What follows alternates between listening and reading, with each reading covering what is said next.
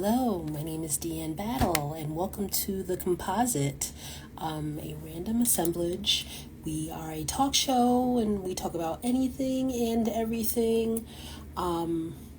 Used to be a little more political, might be a little political today. Sorry in advance if that's not your thing. Environmental, other stuff. Sorry I didn't have the blurb prepared. But I'm a writer and an educator, and so I'm just kind of trying to wade through the social media soup in that regard, and that's how I look at things. My throat is slightly scratchy. I don't know if I'm getting sick again. It's been super cold here in New York, so we'll knock on wood, keep my fingers crossed. But how are we doing?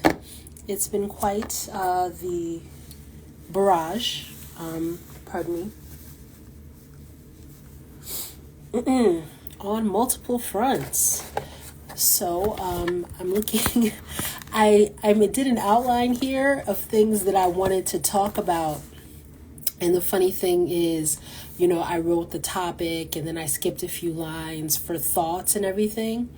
But I feel, at least here in the United States, things are so generally in a cluster right now that I was like, oh, okay, I'm going to talk about this thing, but in the moment, can I actually pinpoint something specific that I want to make, a specific point I wanted to make, and so I have a feeling it's going to be a little all over the place. But I do have an outline that I'm looking at. So if you see me looking down, it's at the outline. So the outline is here, ready, check. And hold on a second. Let me do this. The computer Dora is keyed up here and ready with some articles. So let's chat. Let's make our way through it, see where we get. Okay, so the Composite, Season 5, Episode 4. Only almost 2 weeks since my last episode, so we're kind of getting back into a regular gig here. So, how are we managing? I won't talk about who we're managing, because apparently they're sending FBI agents to people's schools and stuff. I don't even know what you can say on here anymore. This shit is wild. But there's been a flurry of activity, and a lot of executive orders. So I, for a variety of reasons, and I've talked about this so many times, my friendship with people at this moment is primarily mediated through social media. So if you see me reference that a lot, that's why, for a variety of reasons. The long and the short of it is, as the lockdown during the pandemic got underway, I was living halfway across the country, and I just wasn't having an opportunity to do like walkabouts, just to go and visit people and stuff. And so I've really lost track of so many people. And so, to just know how people are doing, I get on Facebook and stuff like your grandma, and I kind of like scroll through and just see like what people are talking about. And so I'm bringing that up because, a lot of people are very distressed, by a number of the flurry, the barrage of executive orders that have come out already, and it's been, I think it's officially been a week. And my heart goes out to people because, I just have people that I know, people that I've, had coffee with, people that I've hugged, people that I've, read their work, their, prose, their poetry, people that I've met their children, these are not just like passing, like fly by night acquaintances. These are people that I know very well. And so many of them are saying how frightened they are in this moment. And so my heart, excuse me, that's my nose is itching. Always starts when I go on air. My heart goes out to them because their fears are very real. It's hard when there's a universe or a world that you think that you knew, and that, it actually turns out that, like, no, this is not, it's planet Earth, but it's just not the Earth that you thought you were on. But then, and I don't know if this is because I'm just so numb at this point, or I'm somehow desensitized, but then the other part of me is like, the only thing that competes with the malicious intent of said administration is their incompetence. So their incompetence is going neck for neck, or blow for blow, if you will, with their malicious intent. So I don't know who's going to win that one. The level of incompetence, I always come back to well, maybe you just, rinse your insides out with bleach and see what happens. Or shine a light on the inside, see what happens. But yes, incompetence and maliciousness are fighting to the death here. So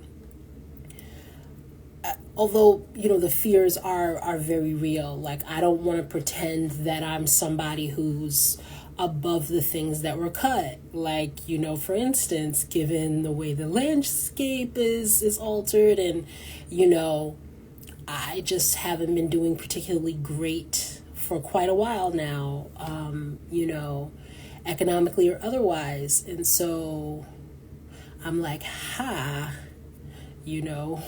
collect these degrees to keep me warm. Maybe collect an overseas one to continue to keep me warm. But I can't afford it. And who knows how much longer the Department of Ed will actually be around for me to even try to scrounge some type of loan. So I am including myself, in the group of people that I'm talking about.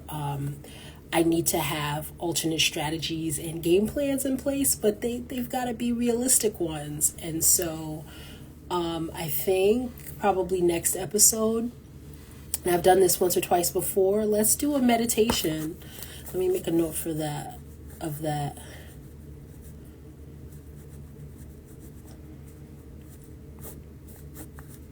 Yeah, let's do a meditation next episode. We'll do a longer one. I think I've done a 5-minute one and a 10-minute one, somewhere in that range. Let's do like a 10 to 15-minute meditation.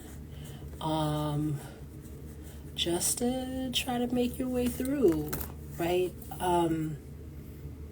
Now, here's where I think I do differ a little bit, because, again, I understand the reason for people's fears, but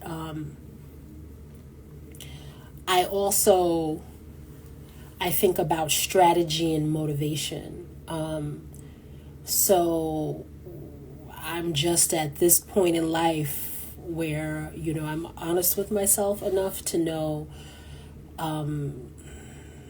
efficiency and government generally don't go in the same sentence. So it's just like, well, why try to force through a bunch of stuff now, cut off a bunch of stuff right now? So you don't see, so the left hand doesn't see what the right one is doing, okay? It seems like a domination strategy. So there are a bunch of people that, need access to SNAP and access to Medicaid and access to small business loans and access to Pell Grants and just all of this federal funding that is quote unquote on pause right now. But we also know that he wants to push through more and extend and make more robust the tax cuts that he did the first go round, the first time he was in the White House.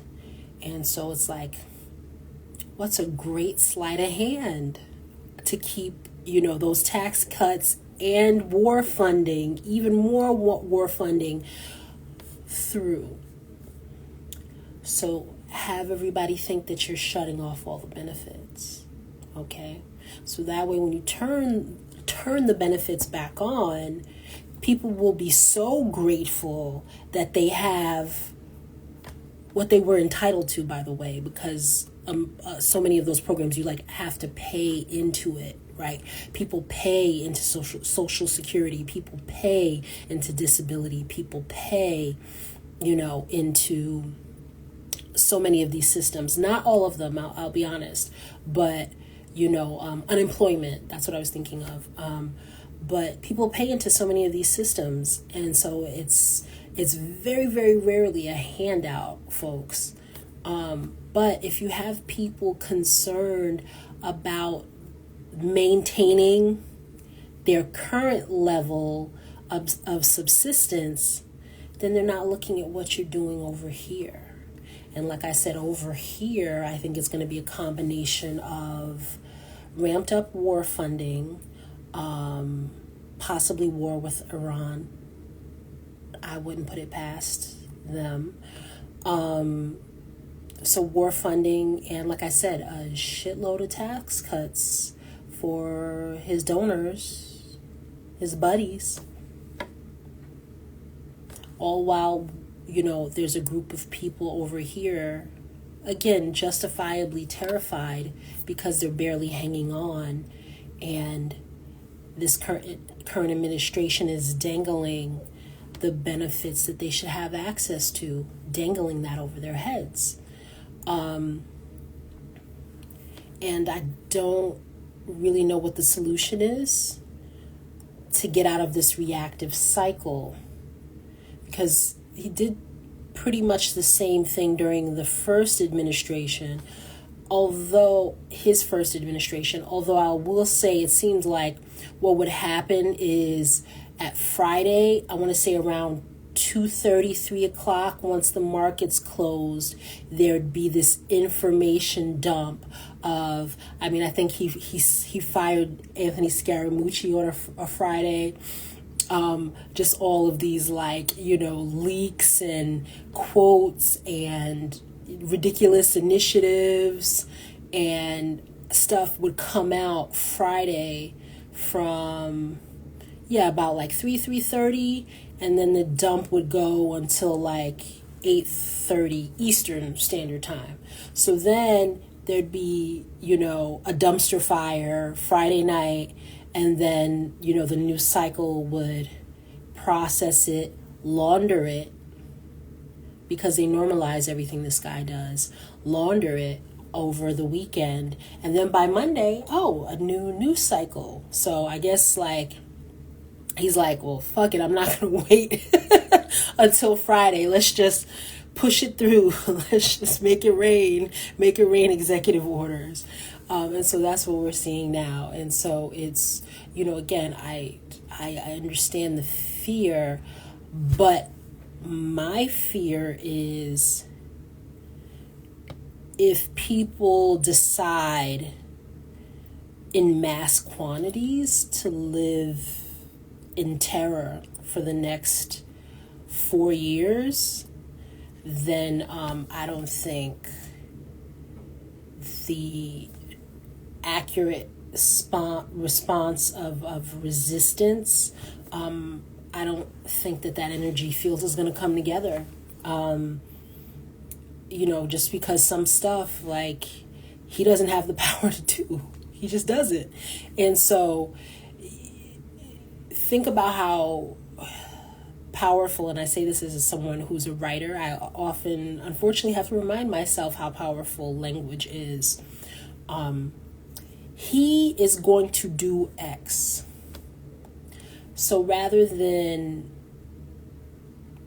say he is going to take such from me, or he is going to do X. Say he's trying to do, he would like to do, because I think giving his sentences the active voice give them too much power. Let's give it the passive voice until it's actually a thing. And I think that can create a little bit of distance mentally for us. I don't know. That's what I got. I'm just throwing some ideas out here. But don't misunderstand me. This is bad. This is a lot. And then, so I've got this article here from NPR. Let's just see if I wanted to quote anything here. Okay, you see, so referring to the language. So this article, I'll just show it to you quickly so you can get the title. Okay, so that's the title. Now, when we go down a few paragraphs here, or more toward the middle, so a judge, U.S. District Judge Lauren Ali Khan ensures that federal agencies, state, and other organizations that receive money from the federal government should continue to receive funds beyond a previously set deadline of 5 p.m. So these executive orders have allegedly been stayed at the moment. There's been a pause placed on them. And then the quote here says, quote, "This is a sigh of relief for millions of people who have been in limbo over the last 24 hours as the result of the Trump administration's callous attempt to wholesale shutter federal assistance and grant programs that people across this country rely on." So notice, a sigh of relief. So that means the person who has caused you, or the people who have caused you the distress, this person here, Sky Perryman, the president and CEO of Democracy Forward, this person is empowering them further. They are the people who caused the distress. And now that there's a quote-unquote sigh of relief because the judge was able to do the pause, it should be a sigh of anger. There should be a sigh as people bend down to double knot the shoelaces on their sneakers to freaking go down there. I guess for me, and this is on me as well, I'm just kind of scratching my head here. I'm shocked at how passive the American population is. We're extremely passive. And, let me take that back. The entire world is passive. So another thing that's been happening are ICE raids. And, a lot of people have been fear-mongering. It's just like, oh, yeah, he's trying to get rid of anybody that's not white and da-da-da-da. And then I'm looking at the comments. It's just like, oh, and you African Americans, he's going to deport you too. And I'm just kind of like, to where? Memphis? Birmingham? Or morbidly, there's nowhere to send me, sir, ma'am. So fear-mongering, it serves a purpose, but if you're going to fear monger about things that can actually occur. Like, there's nowhere to send me unless you chop me into pieces and send some of those pieces to Nigeria, and some of those pieces to Ghana, and some of those pieces to Ireland, and some of those pieces to France, and some of those pieces to the Seminole Nation. Like, where are you fucking sending me? The better response would be, I'm fearful about what these ICE raids mean for me, for my community. I need help. Are there people who will help us stop this tyranny from happening? That I can respond to. But just for everyone, like, as soon as something that happens to them that's scary or inconvenient for them, everybody's like, you're next. No, you're next. This is what they want. Everybody take a deep fucking breath. Bear down. I've never given birth. I know that that's something that they say. Bear down. We are going to have to midwife some sort of revolution here. What other choice is there? What other choice is there? And I'm not saying how that needs to look. I'm not anybody's activist or organizer. Not that there's a problem with that. I'm just saying I don't have the bona fides for that. But what I am saying is, I'm shocked at how passive this nation and this world is. You're just gonna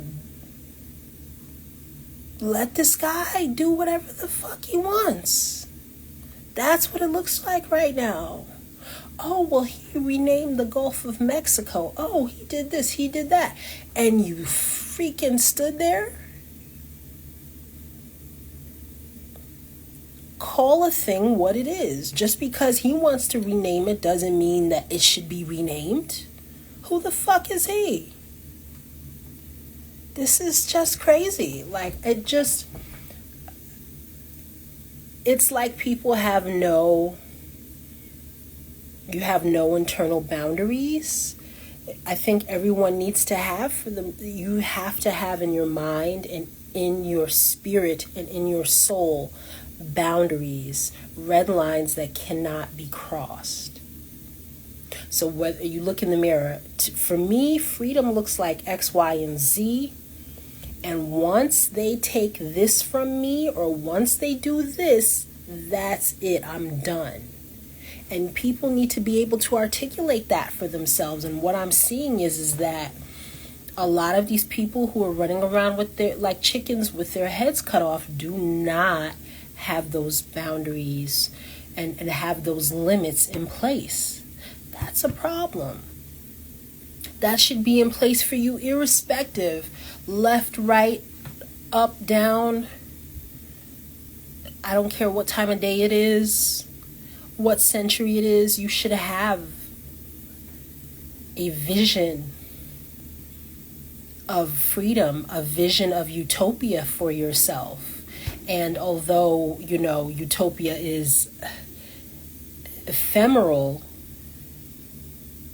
it gives you a sense of the things that you're passionate about, the things that animate your purpose. And anything that continues to take you away from that, you'll realize what it is that you're willing to fight for. So the only thing that I can conclude is that most of the world has nothing that they're willing to fight for. Because all I'm really seeing is just hand-wringing and lamenting about things that are being done. But it's just like, well, what are you going to do? So what am I doing? I'm trying to learn more about organizing. I'm trying to learn more about mutual aid. I think I mentioned that last episode. I'm volunteering. I try not to just sit around when I can help it. So those are things that I'm investing in with the hopes that, these new networks of people that I'm meeting, can lend me a different perspective, or can show me what types of community and social contracts are possible, what are we capable of without government. Because that's the other thing. I think so many people have so much contempt for the government. The only positive interface that they have with the U.S. government is their benefits. So now you're dicking around with the only thing that millions of Americans give a damn about. We'll see how long this goes on. I say more than 2 weeks and he's undermining himself. But again, maybe that's just wishful thinking on my part, because I feel like people are extremely passive. But if not, then, again, you're undermining yourself, because you're saying, okay, the only positive interaction, like I said, for a lot of people is when their, monthly check or when their SNAP or their WIC or whatever comes in, because it's helping them survive. So if you take that away, now they have to find another way to survive. So now they're looking at you like, well, what am I paying this jabroni salary for? That's not a good place to be in. Not all demonstrations of strength are actually strong. And then, you get into more stuff. And this is, I've probably talked about this before. I've got to start doing like an archive, because I don't like, repeating myself. But, I think I can kind of get away with it, because not as many people as I would want are actually watching this. But, during lockdown, and I mean, I hate to even say this, but I feel like Andrew Cuomo was bringing this shit talking to the table.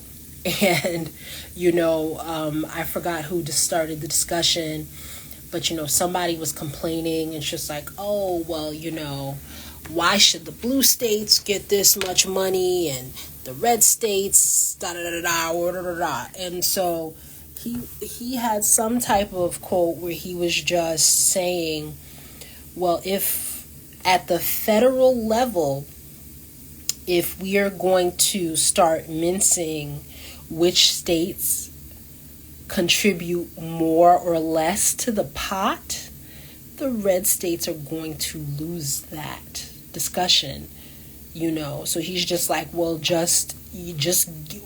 New York State will just keep our money and use it for our people. How about we do that? We need somebody who's talking like that. He talks like that. Klobuchar talks like that.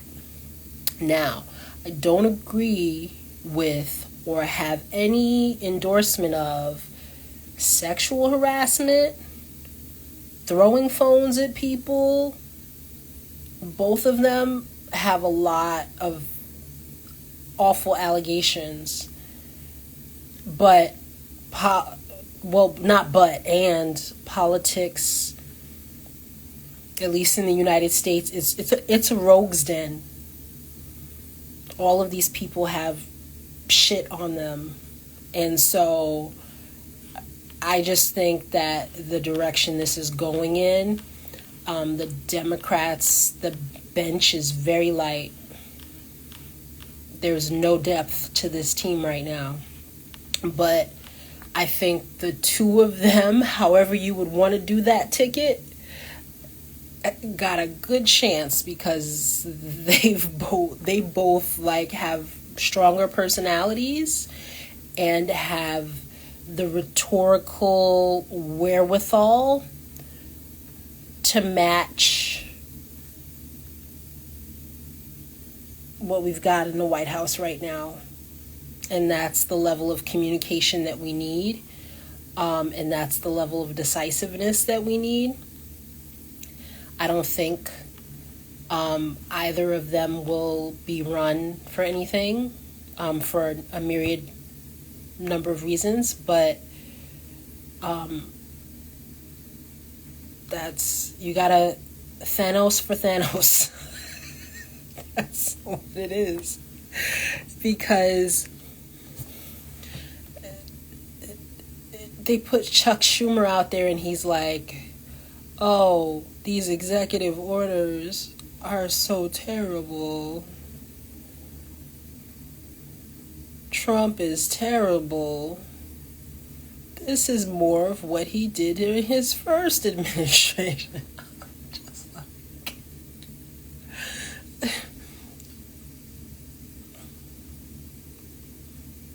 These people want us to suffer.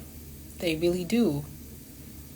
That's not how you fight if you want better for someone. Like when I was a kid, and I went to public school until I was 14 years old. And then I got a scholarship and I went away to school. But until I was 14, if something wasn't right at the school, my mom would go down there and she would talk to those folks. And it wasn't like, oh, Deanne's having such a tough time in your class.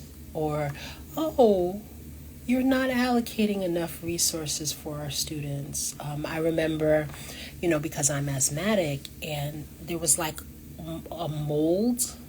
There was like a leak in one of our classrooms, and there was mold on the walls. My mom, other people's parents were just like, no, this is not happening. Fix it. And so I've seen firsthand what reasonable adult civic engagement looks like. And this ain't it. We've got to do something different. But we're playing patty cakes with a junior varsity dictator. It's not looking good, folks. It's just not. So I hope some of that was cohesive-ish. All right, so then the next thing that is related that I wanted to talk about is Stargate. And not the awesome movie from the 90s. Oh my God, that used to be one of my favorite movies. And I'm not like a massive space opera person, but I freaking love that movie. Stargate with Kurt Russell and the dude from The Blacklist. Why am I forgetting his name? Yes, 1994, and starring Kurt Russell and James Spader. Okay, yeah, that's why I forget, because I know his first name's James, but Spader doesn't stick for me for some reason. But yes, so good. And I hate that they've taken the title for such a good movie and they're using it for this fuck shit. Also known as a quote-unquote AI investment. So, now I found some articles here that I'm, and I have the tabs open, but I'm just trying to think about how I want to approach this. So I have articles here from Business Insider and Forbes because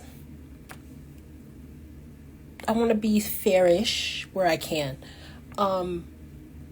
And I'm like, well, maybe part of the issue is I don't look at the world primarily through the lens of commerce. So maybe that is where my biases really like kick in and really show themselves. And so the articles from Business Insider. So here, this one says, Stargate's first data center is underway in Texas. Public filings show how much it will cost to build. So I read this article and I got 3 paragraphs and I had to stop and I had to laugh and then keep going. I'll explain why I laughed in a bit. All right. So this is a $500 billion AI project. And the first data center is under construction in Abilene, Texas. Okay. Public filings for an Abilene development matching Ellison's descriptions shed some light on the cost. So this says, construction on what appears to be 2 buildings on Stargate's first data center campus, now underway in Texas, is expected to be complete by the end of the year and cost an estimated $1.1 million. $1.1 billion, sorry. $1.1 billion. Okay. This is a quote-unquote joint venture between Oracle, OpenAI, and SoftBank. And he's pledged $500 billion to build this AI data center. So why was I laughing? 1.1 billion total. 500 million pledged by the U.S. government. But let's not kid ourselves. The U.S. government is going to eat all of those expenses. Because anything these clowns contribute, they'll just write it off. Or if the project goes belly up for some reason, you know, they're not going to be on the hook for this. So let me get this straight. $1.1 billion of my tax money is going to Oracle, OpenAI, SoftBank. But what is the primary purpose for companies investing in AI? To get rid of our fucking jobs. So our tax dollars are going to make us obsolete.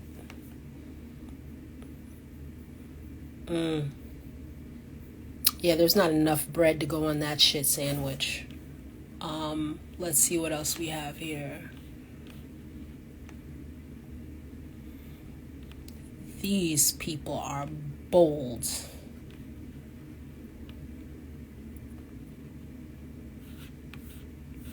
And you know, it makes sense, right? Because what were people complaining about from the inauguration? All the tech bros are just sitting behind 47, blah, blah, blah, blah, blah.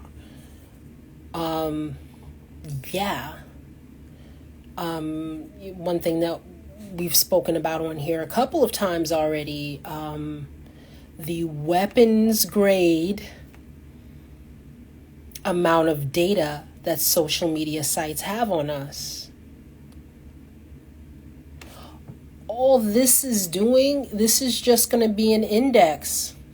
Anybody, you know, if you grew up before the internet, you remember the card catalogs over in the library, and you'd have to go and the indices would sit in the middle of the library, and you would go, and it was under the Dewey Decimal System, and you open that drawer and you flip through the cards, find the card to get to the part of the library, to get the resources that you need. They're just making it easier for these folks, whether it's in the private sector or the public sector. Only difference is that, like, we're the cards. Our data is the card. And then what do they want to get to? They want to be able to decode you, unlock you, to force you to spend more money, or to force you to live in a particular way. And that's what having weapons grade information access to you, that's what it does. And we're paying for it. Awesome.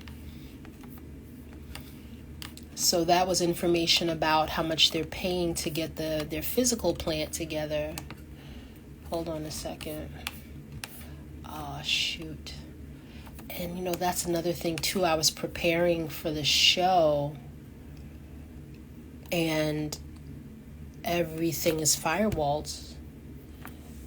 And then I was trying to, like, get access to certain articles, you know, because I'm an educator, allegedly, so I should have a little more access to information, and even that shit is behind firewalls now. I'll show you when I get to the Atlantic article, and sorry for the diversion here, but it's just like, oh, you know, I'm not trying to circumvent something I shouldn't have access to. I have access through my university where I work. And even that, like, there were 2 articles that I wanted to see. And one, okay, you have access online, no problem. But the other one is still behind a firewall. So I just want to return to an earlier point that I was making. So one domination and diversion tactic, I'm just going to have you guys running around responding to the cluster fuck of things that I'm just going to push through the pipeline. We'll just see what sticks. So there's that happening on one side.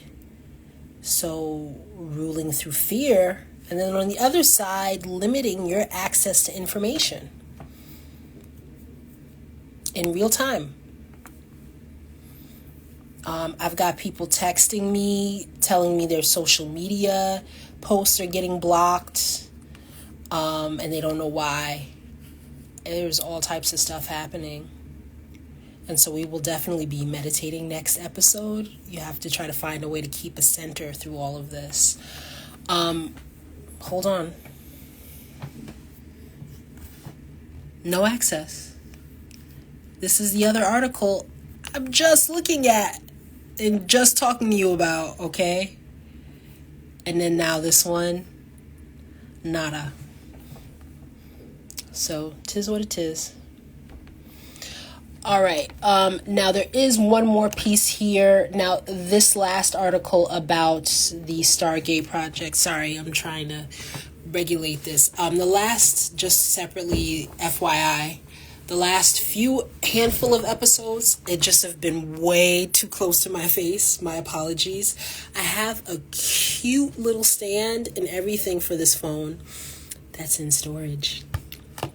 So, I'm going to be going to my storage facility soon. So that's one of the main things that I'm looking for, just so it can have a stable setup without being, like, actually in my nostrils.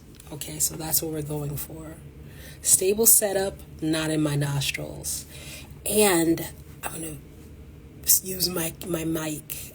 Someone donated a mic to the show. Oh, we'll have a shout out. So there's stuff in the works. But anywho, sorry. Like I said, I'm distracted. So I guess these tactics are working. Because it's definitely distracted. And I feel bad for people. There are people crying. There are people losing their shit. There are people really upset. I just am at a point in my life where I already hit rock bottom like months ago. So I'm just like, look to the left, Look to the right. Welcome. Welcome. Okay. So this article here is from Forbes. Now, okay. So they're not being as stingy. So I have like access to this whole thing. Okay. So this article, oh, sorry, your face is itching. Goodness. All right. So this one's called Inside Stargate's AI Reality Distortion Field. Oh, actually, I lied. I've got 2 more AI articles here. I'm just not a fan, in case you missed it.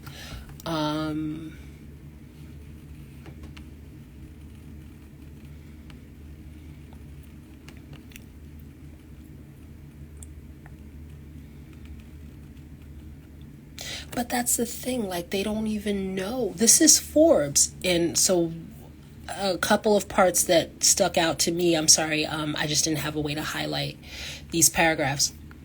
So one paragraph says, on the surface, Stargate serves up more red meat for the animal spirits of AI, but ironically at the same time, it highlights the many questions about the AI market. It does serve to get Wall Street excited.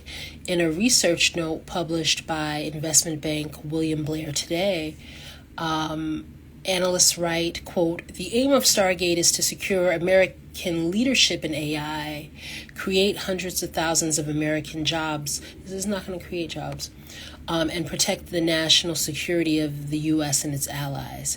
This adds fuel to the narrative that we are still early in the CAPEX build-out required for AI, and signals that the U.S. administration is likely to be highly supportive of investment and energy requirements of the AI platform shift.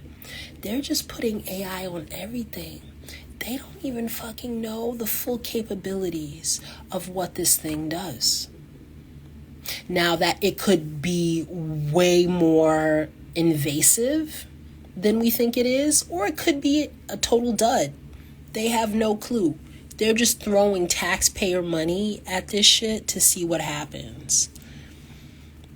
And now the writer says, but if you dive deeper into Stargate as I did, the details are murky, and they also reveal the potential conflicts of commingling the massive wallets and egos of the AI market in the halls of the White House.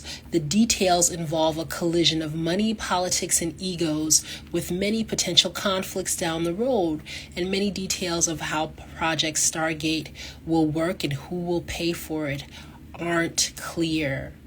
$500 million promised for a $1.1 billion build out, and that is just the Texas campus. They don't know. This comes at a time when our research shows that enterprises are in the early days of figuring out what to do with it. Does. But notice this is not considered government waste. This is seen as an investment. But making sure children have access to school lunch, that's seen as government waste. Making sure, single moms can feed their babies, that's seen as government waste. Making sure small businesses can make payroll, making sure students can further educate themselves to hopefully educate the next generation. All of that is seen as government waste, but this is an investment. Don't let people gaslight you. You know what you're seeing. And then I looked up a different article because a podcaster that I was listening to one time, this was, I want to say, three or 4 months ago, she was talking about AI, and she was saying that, I forgot the ratio, but when you're, having Chat GPT and all this other stuff, when you have it do like a series of commands, it was only a few commands, that it's the equivalent energy-wise of dumping 6 bottles of water, like a bottle of water that you would drink. So I looked up another article because I don't, like to be hyperbolic unless it's on purpose, so I don't like to give out any misinformation. And so this article here is from the Scientific American. And it says, the AI boom could use a shocking amount of electricity. Powering artificial intelligence models takes a lot of energy. A new analysis demonstrates just how big the problem can become. So I'll just read a couple of quotes from this, and then we'll move off this topic.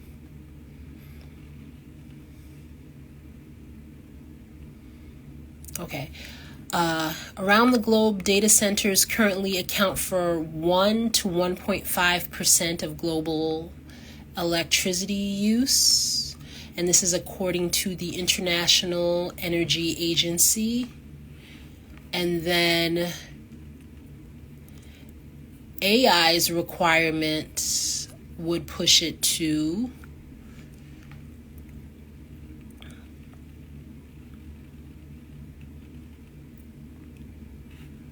see, I don't like when they put out a statistic and they don't give us the counterbalance on the other side.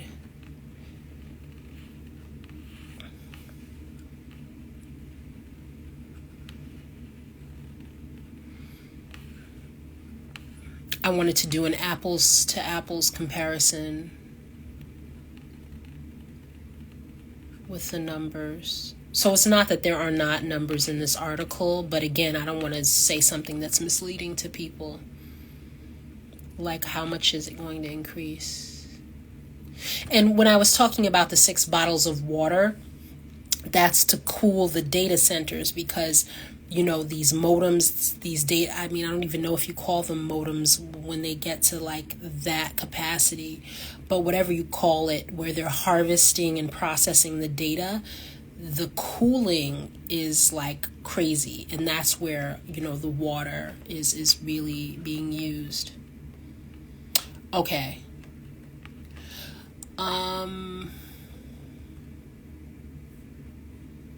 big unknown is where those servers are going to end up. That matters a whole lot because if they're at Google, there's an additional cooling energy use.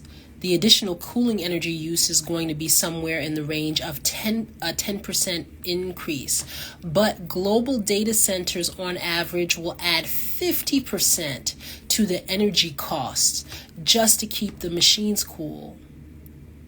So let's add it to the number that we saw before. So if current data centers account for 1 to 1.5 percentage, in terms of global energy use, this is going to add 50% to the energy cost. So I don't know about the usage, but 50% to the cost. So the usage, this thing is a beast.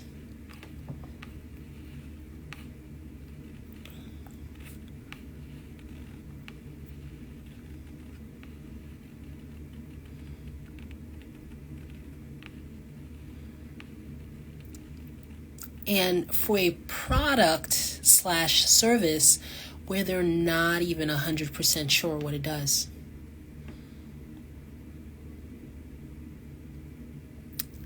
My prediction, and you don't have to be any sort of genius to get into this. Texas, wasn't that the state where the power grid just went down? When did Ted Cruz go to Mexico when the power grid was down? What's this? Power grid. The power grid failure that happened in, almost exactly 4 years ago. The Texas power grid failure, February 2021. And now 4 years later, you're putting the first AI campus sponsored by the United States government. You're putting it in Texas. The power's gonna go out, y'all. The power's out. We're done. AI, crypto, this is not a thing because we don't invest in infrastructure in this country. The power's going out. So now you're going to have a bunch of people with no SNAP, no Medicaid, no nothing, sitting in the dark. Are you going to ask ChatGPT how to fix that?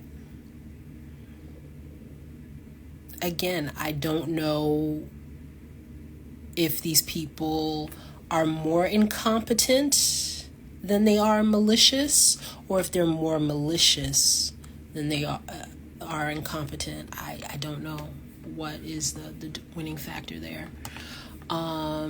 Anything else from this article? And my mom always says sometimes you have to laugh to keep from crying. So I'm laughing because these mofos are going to have us in the dark because of AI. They're not going to be able to get to their bunkers quick enough. They're not going to be able to get a flight to Mars quick enough. This shit is going down in flames right now. What are the powers that be? What are they going to do about it? What are the richest people in this world, the wealthiest people? What are you going to do about it? You better do something. You'd better do something quickly, expeditiously. You think people are going to sit in the dark while you're at a dinner party and they've got no benefits and their kids can't eat school lunch? Okay. And then you woke up. Let's see here. I'm just going to click one link in this article. Okay, so this article is from 2023, and it says, it's still Scientific American. It says, a computer scientist, hold on a second, something just fell over on my desk here. A computer scientist breaks down generative AI's hefty carbon footprint. So let me just try to get a real number, and I'll link to these articles.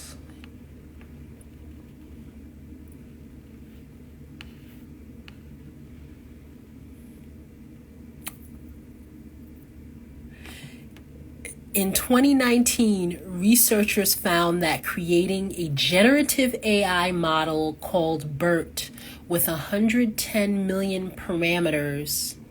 Now, to be fair, I'm an English teacher, so I don't know 110 million parameters. I don't know what the hell that means.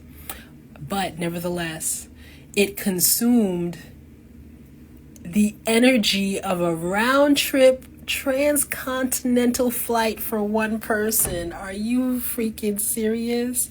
There is not enough power in the world for them to do what they want to do with AI. The most basic things they want to do and the most nefarious. There is not enough power. We don't invest in infrastructure. Our power grids, it can't handle that. We can't even handle wildfires and natural disasters and all the other shit we have going on. You really think that we can handle that? No. No, boo-boo. Lights out.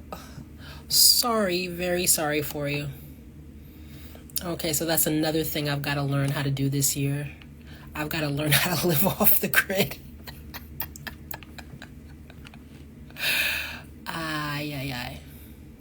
All right, other things.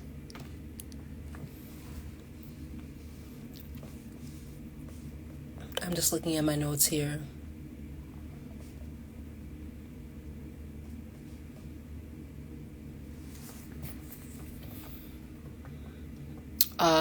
Groceries. I'll save that for next episode. Hold on a second. put a note for myself, sorry. There was like lipstick gloss creating a layer of plaque on my teeth. So if you see me, that's what that is. So just felt like sharing. All right, so this tidbit here is for season 5, episode 5. We work together synergistically to create this show. All right. So the last article here. So I have 1, 2, 3, 4 articles, and this here is article 5.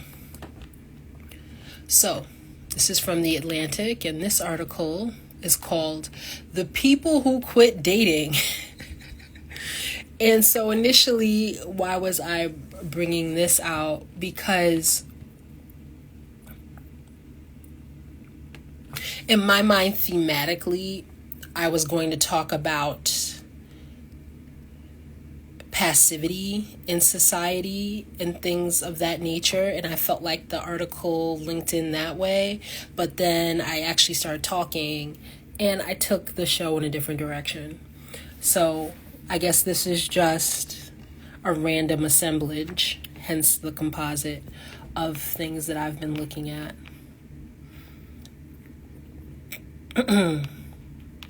So it's just basically talking about like people just giving up on dating because people don't talk in public anymore.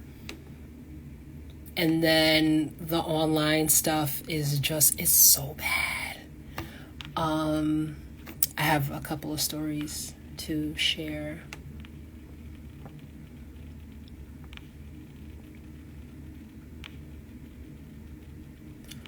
The paragraph here again, sorry, I just didn't have a way to highlight it.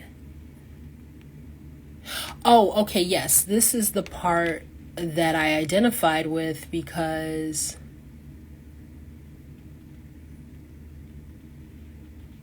in years past, before, hold on, now my nose is running.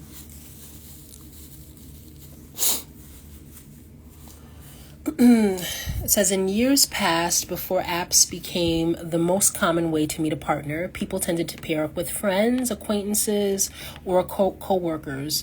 The divide between dating and not dating wasn't so stark. Now, though, searching can feel like an unrelenting obligation. May Dang, a 34-year-old program manager in Washington, D.C., told me she thinks often of one friend's response when she said she wanted to eventually have a family.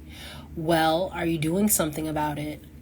Most of the books, podcasts, and influencers targeting single people address how to date better, more efficiently, more confidently, and with more of an open mind. Few highlight that love takes luck, or that, as Lewis told me bluntly, there might not be someone for everyone. Growing up, most of us know we may not snag our dream job or become famous, but a relationship, a family, a place to build a life together, many of us are raised to see these things as the building blocks of a meaningful existence. It can be hard to accept that these aren't birthrights. And so that's the thing. Everything about your existence is a job.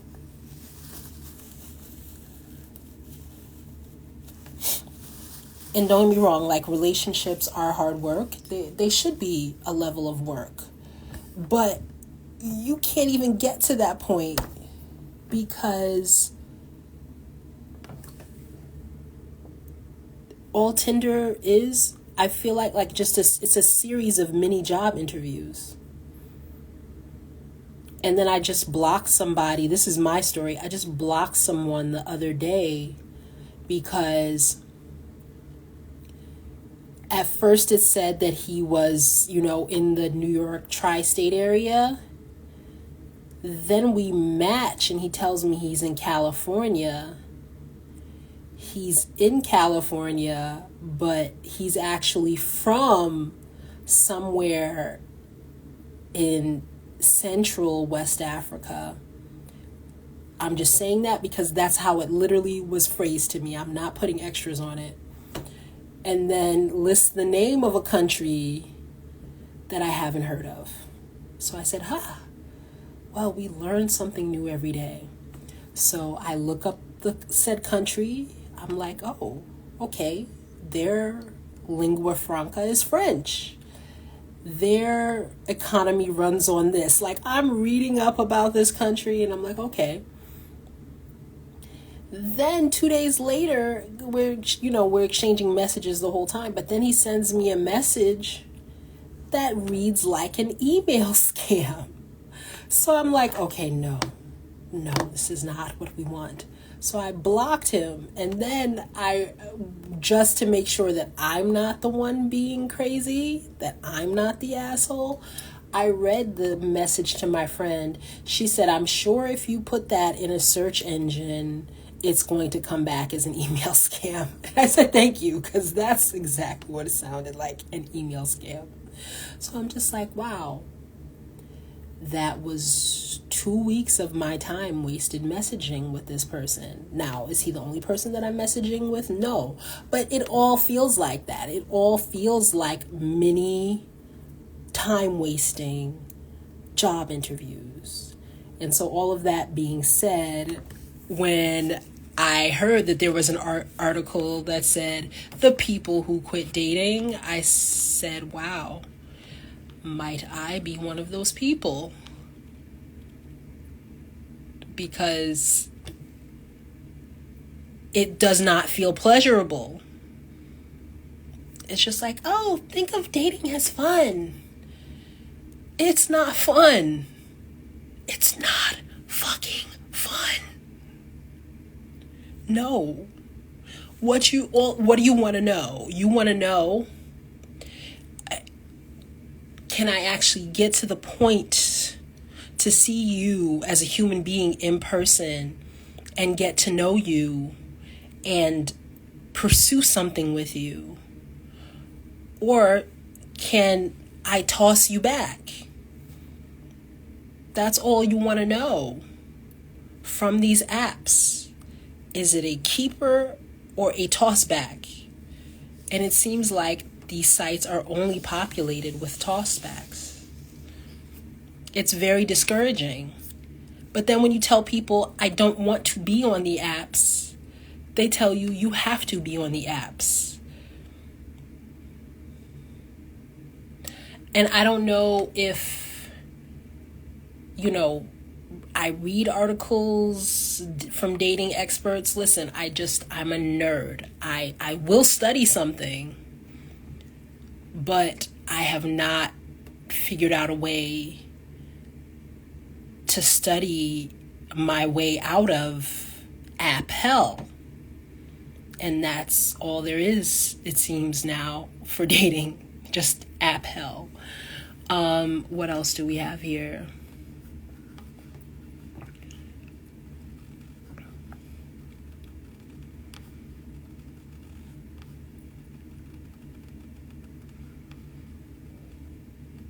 For the people I spoke with, the lack of control over their romantic life was exasperating.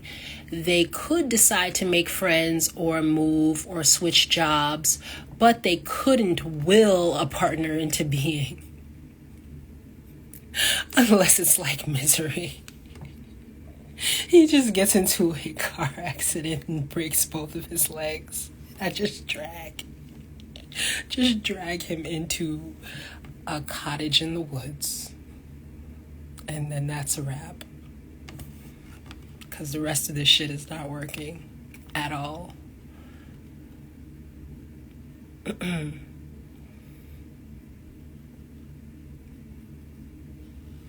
Okay, well, we'll stop it there. There is more to the article. It's just a conversation piece, apparently not related at all to the other things that I wanted to talk about. But I had like little snippets of phrases, and it made sense, like, yes, I'm gonna connect this. And then I started talking, and it didn't pan out. Well, that's live Instagram television for you folks. So what we're going to do now is, as a writer, as a storyteller, I like to end on a positive note with some poetry, some lyrical balm for that ass, if you will. Okay. And let's see if the poems connect. So the first one here from poets.org is a poem by Denise Duhamel. And it says, or it's entitled, Poem in Which My Mother Snapped. Perhaps the president turned off her benefits. We shall see. All right. So I'm going to try to get it together here and emote and try to really read this poem for you. All right.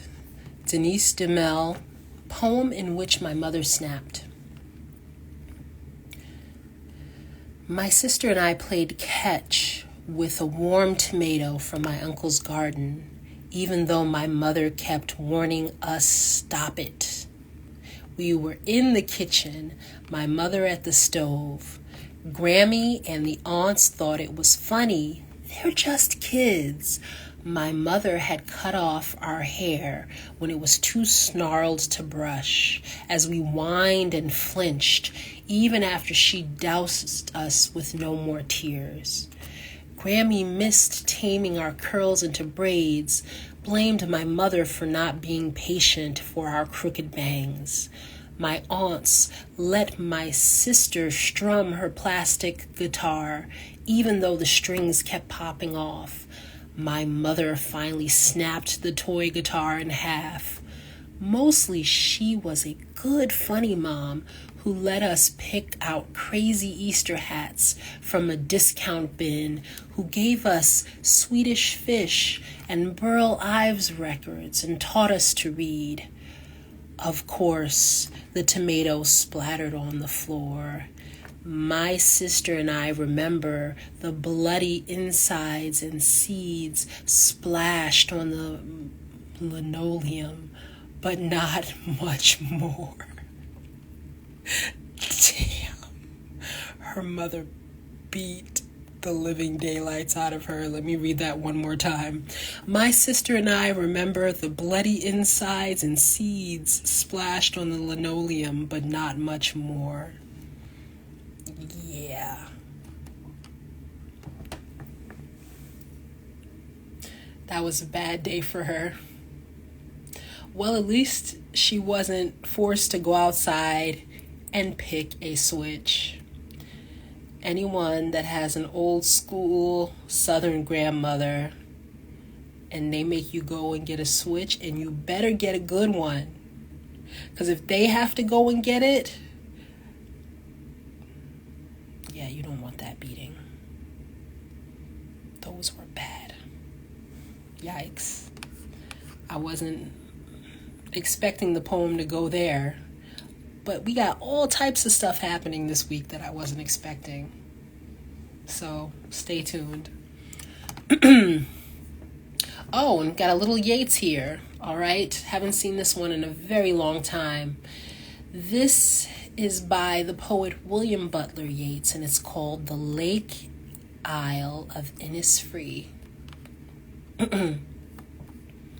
I will arise now and go to Innisfree, and a small cabin builds there, of clay and wattles made. 9 bean rows will I have there, a hive for the honeybee, and live alone in the bee-loud glade. And I shall have some peace there, for peace comes dropping slow, dropping from the vales of the morning to where the cricket sings. There, midnight's all a glimmer, and noon in purple glow, and evening full of the linnet's wings. I will arise and go now, For always, night and day, I hear lake water lapping with low sounds by the shore while I stand on the roadway or the pavement's gray. I hear it in the deep heart's core. All right, so we've got to beat down one poem, and then you flee to the lake in the next. So, give you some options if you're thinking about how to approach things in the U.S. at the moment. And let's see, next episode. So today's Tuesday, Thursday, Friday or Saturday. That'll be our next episode. Yeah. All right. And this has been The Composite, Season 5, Episode 4. Yes, Episode 4. I'm still Deanne Battle. We're still alive for the time being. The power is still on for the time being. Enjoy the little things. And have a good night.